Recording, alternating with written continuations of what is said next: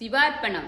வணக்கம் ஃப்ரெண்ட்ஸ். இன்னைக்கு என்ன பார்க்க போகிறோம் அப்படின்னா, எல்லாத்து வீட்லேயும் ஒரு தவறு செய்வாங்க. தெரிஞ்சோ செய்வாங்க, தெரியாமல் செய்வாங்க.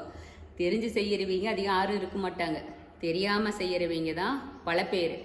அதில் என்ன ஒன்று அப்படின்னா, பாத்திரம் விளக்குற இடத்துல வாயை கொப்பளிக்கக்கூடாது, பல்ல விளக்கக்கூடாது அப்படிங்கிறதா நம்ம இப்போ சொல்ல போகிறோம். என்ன காரணம் அப்படின்னு சொன்னால், நம்ம சமையல் செஞ்சு அது மகாலட்சுமி கடாச்சத்தோட இருக்கிற இடம், சமையல் செஞ்சு பாத்திரங்கள் எல்லாம் அதில் போட்டு விளக்குற இடம். அந்த இடத்துல போயிட்டு நீங்கள் பல்ல விளக்கி வாயை குப்பளிக்கிறதோ எச்சி துப்புறதோ அது மாதிரி பண்ணுனா அது தெய்வ குத்தம், மகாலட்சுமி கடாச்சம் இல்லாத போகும் உங்களுக்கு.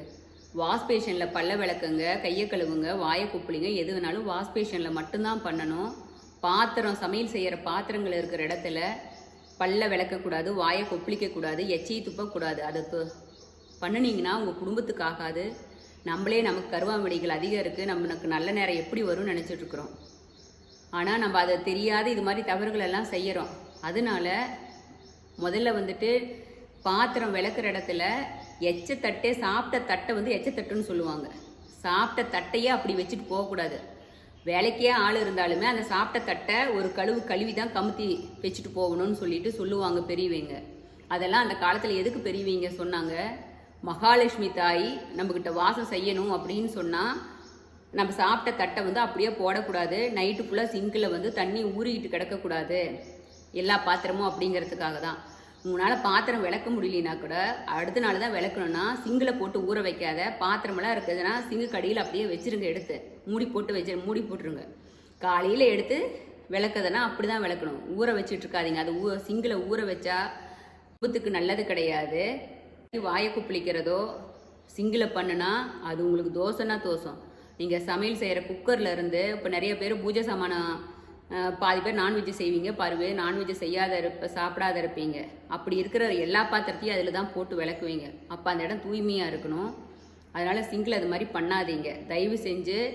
அது மாதிரி பண்ணுனா உங்கள் குடும்பத்துக்காகாது, லக்ஷ்மி கடாச்சம் இருக்காது, மகாலட்சுமியோட அருள் இருக்காது. நீங்கள் காலையில் எழுந்திரிச்சு தீபம் பண்ணுறீங்க, விளக்கு பூஜை போடுறீங்க, சாமி கும்பிடுறீங்க. சாமி கும்பிட்டா நமக்கு எல்லாம் வந்துடும் நம்ம நினைக்க முடியாது. நம்ம செய்கிற காரியங்கள்லையும் நம்ம செய்கிற பழக்க வழக்கத்துலேயும் மகாலட்சுமிக்கு நம்ம செய்கிறது பிடிச்சிருக்கணும். நம்ம எதையுமே தவறு இல்லாத ஓரளவுக்கு பண்ணணும். தெரிஞ்சு பண்ணுனா தவறு, தெரியாத பண்ணி இருந்தால் ரைட்டு. இன்னமேட்டு அது மாதிரி பண்ணாதீங்க ஃப்ரெண்ட்ஸ். அதனால் பாத்திரம் விளக்குற இடத்துல பழைய ஜாமானத்தை ஊற விடாதீங்க. வாயை கொப்பளிக்காதீங்க, பல்ல விளக்காதீங்க தயவு செஞ்சு.